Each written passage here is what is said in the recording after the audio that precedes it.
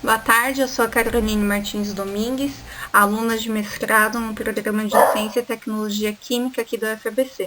Essa apresentação é de critério avaliativo da disciplina de Fundamentos e Aplicações da Espectrometria de Massas, ministrada pelo professor Célio Fernando.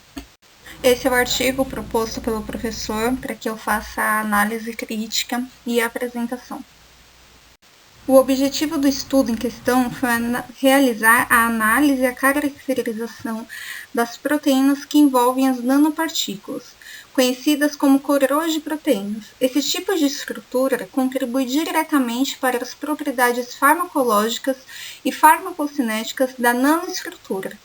Dessa forma, entender essas interações possibilita o desenvolvimento de estrutura com propriedades potencializadas. A dificuldade desse tipo de estudo se dá justamente pelo fato de que muitas proteínas constituintes dessa coroa de proteínas possuem átomos ou grupo de átomos semelhantes ao da nanopartícula. Os autores, então, sintetizaram nanopartículas enriquecidas com o isótopo 34 de enxofre. E para a realização desse estudo, a técnica de caracterização que foi escolhida pelos autores foi a de ICP-MS. Nessa técnica, a molécula na fase gasosa é ionizada através de uma chama de plasma e através de uma interface, ela entra no detector de massas onde a análise é feita. Essa é uma boa técnica para a caracterização de isótopos. Além de ser de fácil manuseio, o equipamento ser mais barato em comparação aos outros disponíveis no mercado. O equipamento utilizado pelos autores é esse aqui, que vocês podem ver na imagem, é o triplo quadrupolo Agilent 8800.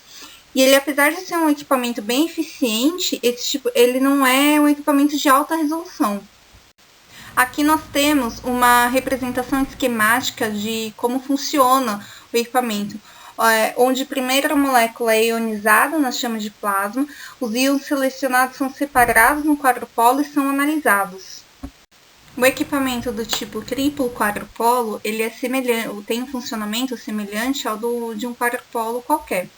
Porém, aqui você tem dois analisadores quadrupolos em série com uma frequência de rádio quadrupolar. Esse tipo de análise é muito mais precisa do que uma análise de quadrupolo convencional.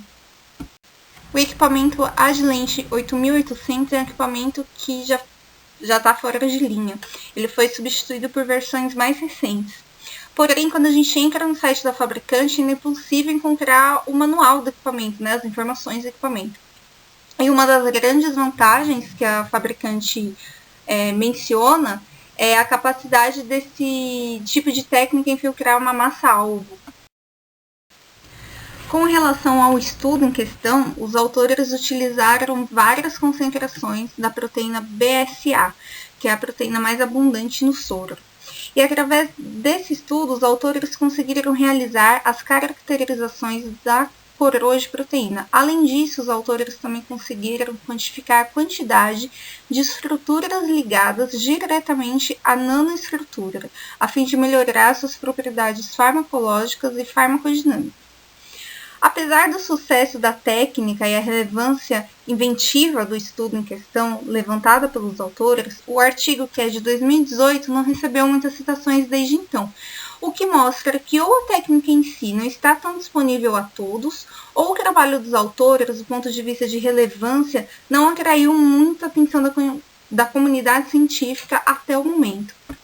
Dentro dessa linha, podemos fazer um paralelo de comparação entre os artigos citados pelos próprios autores e que são contemporâneos ao trabalho dos mesmos, e a gente pode ver que esses artigos eles possuem muito mais citações do que o artigo dos autores em si.